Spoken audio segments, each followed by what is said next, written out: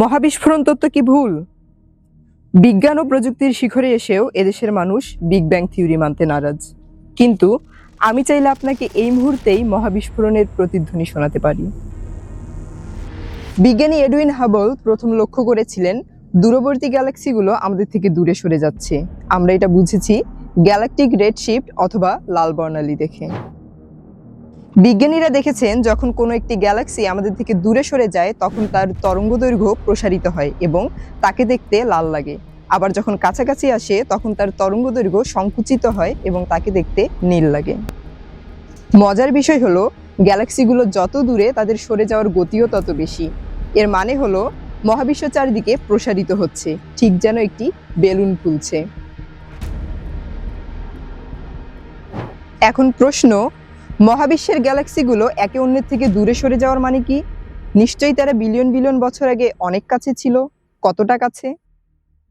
আসলে তারা এতটাই কাছে ছিল যে প্রতিটি গ্যালাক্সিকে পরমাণু থেকেও ট্রিলিয়ন ট্রিলিয়ন গুণ ক্ষুদ্র একটি স্তরে কম্প্রেস করা যেত। যদি তা নাই হবে, কেন গ্যালাক্সিগুলো দূরে সরে যাবে? তারা এই অসম্ভব গতি পেল কোথায়? আমরা মহাবিশ্বের বয়স জানতে পেরেছি কারণ মহাবিশ্ব একটি টাইম মেশিন। সূর্য আমাদের থেকে 94 মিলিয়ন মাইল দূরে, এজন্য সূর্য থেকে পৃথিবীতে আলো আসতে 8 মিনিট সময় লাগে। প্রক্সিমা সেন্টারি থেকে পৃথিবীতে আলো আসতে 4.2 বছর সময় লাগে। আমরা যখন মহাকাশের দিকে তাকাই, আমরা আসলে টাইম ট্রাভেল করে মহাবিশ্বের অতীতে চলে যাই। মহাবিশ্বে এমন অনেক নক্ষত্র আছে যারা আমাদের থেকে 100 বিলিয়ন বছর অতীত। জেমস ওয়েব টেলিস্কোপ আমাদের কাছে আনুমানিক 13.5 বিলিয়ন বছর অতীতের গ্যালাক্সি নিয়ে আসে। আর 2010 সালে ডব্লিউম্যাপ স্যাটেলাইট আমাদের কাছে মহাবিশ্বের 13.7 বিলিয়ন বছর অতীতের ছবি প্রকাশ করেছিল। এটাই মহাবিশ্বের প্রথম আলো। এই আলোর বাইরে মহাবিশ্ব অসীম অন্ধকার। এটাকেই বলা হয় হাবল হরাইজন। হাবল হরাইজনের বাইরের জগৎ থেকে আমাদের কাছে আলো আসে না, কারণ গ্যালাক্সিগুলো ট্রিলিয়ন ট্রিলিয়ন লাইট ইয়ার্স দূরে সরে গেছে। কখনো পুরনো টেলিভিশনের স্ট্যাটিক নয়েজ বা ঝিরঝির শব্দ শুনেছেন? আপনি কি জানেন এই নয়েজের 1% মহাবিস্ফোরণের প্রমাণ? বিজ্ঞানীরা প্রমাণ করেছেন মহাবিস্ফোরণের 3,80,000 বছর পরে মহাবিশ্বে প্রথম আলো তৈরি হয়েছিল, যেটাকে বলে কসমিক মাইক্রোওয়েভ ব্যাকগ্রাউন্ড রেডিয়েশন। মহাবিস্ফোরণের পর মহাবিশ্ব ছিল অত্যন্ত উত্তপ্ত ও ঘন প্লাজমার মতো। এ সময় ইলেকট্রন ও প্রোটনগুলো আলাদাভাবে ছোটাছুটি করত। প্লাজমার ভেতর দিয়ে ফোটন বা আলো সরাসরি প্রবেশ করতে পারত না। আমরা বর্তমানে যে ট্রান্সপারেন্ট মহাকাশ দেখি তার কোনো অস্তিত্বই ছিল না।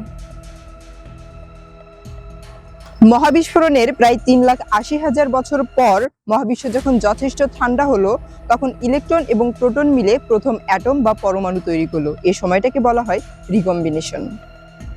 ঠিক সেই মুহূর্তে কুয়াশা কেটে গেল এবং আলো বাধাহীনভাবে মহাবিশ্বে ছড়িয়ে পড়ার সুযোগ পেল। আমরা পুরনো টেলিভিশনে যে স্ট্যাটিক নয়েজ দেখি তার 1% আর কিছুই নয়, এটি কসমিক মাইক্রোওয়েভ ব্যাকগ্রাউন্ড রেডিয়েশন। শিশুদের খেলনার বেলুনে আপনি আজ যে হিলিয়াম দেখছেন তা মহাবিস্ফোরণের প্রথম 3 মিনিটে তৈরি হয়েছিল। 1940-এর দশকে বিজ্ঞানী জর্জ গ্যামো এবং তার ছাত্র রালফ আলফার এক অদ্ভুত বিষয় লক্ষ্য করলেন। তারা দেখলেন মহাবিশ্বের যেখানেই টেলিস্কোপ ধরা হয় সেখানেই হাইড্রোজেন আর হিলিয়ামের অনুপাত 3:1, অর্থাৎ মহাবিশ্বের প্রতি 100টি পরমাণুর মধ্যে প্রায় 25টি হলো হিলিয়াম। গ্যামো যুক্তি দিলেন নক্ষত্ররা হিলিয়াম তৈরি করে ঠিকই, কিন্তু তারা এই বিপুল পরিমাণ হিলিয়াম তৈরি করার সময় পায়নি। নক্ষত্রদের হিসেবে মহাবিশ্বে হিলিয়াম থাকার কথা ছিল 2 থেকে 3%। তাহলে এই বাড়তি 25% হিলিয়াম এলো থেকে? গ্যামো এবং তার দল বুঝতে পারলেন এই হিলিয়াম নক্ষত্রের পেটে তৈরি হয়নি, এটি তৈরি হয়েছে মহাবিশ্ব যখন নিজেই একটি নক্ষত্রের মতো উত্তপ্ত ছিল। বিগ ব্যাং এর প্রথম 3 মিনিটে মহাবিশ্ব ছিল একটি বিশাল নিউক্লিয়ার চুল্লি। সেই সময় ইলেকট্রন ও প্রোটনগুলো এত দ্রুত ধাক্কা খাচ্ছিল যে তারা ফিউশন প্রক্রিয়ায় হিলিয়াম তৈরি করেছিল। মহাবিশ্ব যদি আরো 10 মিনিট ওই অবস্থায় থাকতো তাহলে সব হাইড্রোজেন হিলিয়াম হয়ে যেত এবং আজ কোনো নক্ষত্র বা মানুষ জন্মাতে পারত না। কিন্তু মহাবিশ্ব দ্রুত প্রসারিত হয়ে ঠান্ডা হয়ে গেল, ফলে রান্নাটা মাঝপথেই থেমে গেল। আর এই থেমে যাওয়ার ফলাফলই আজকের 25% হিলিয়াম। আপনার শরীরের 70 থেকে 80% সরাসরি মহাবিস্ফোরণের প্রমাণ। মানুষের শরীরের ভরের প্রায় 60 থেকে 70% হল ডাইহাইড্রোজেন মনোক্সাইড বা পানি। এই জলের প্রতিটি হাইড্রোজেন পরমাণু কোনো নক্ষত্রের ভেতরে তৈরি হয়নি। নক্ষত্ররা হাইড্রোজেন পোড়ায়, কিন্তু হাইড্রোজেন তৈরি করতে পারে না। কারণ হাইড্রোজেন তৈরির জন্য 10⁻32 কেলভিন তাপমাত্রা প্রয়োজন, আর একটি নক্ষত্রের তাপমাত্রা মাত্র 15 মিলিয়ন ডিগ্রি সেলসিয়াস।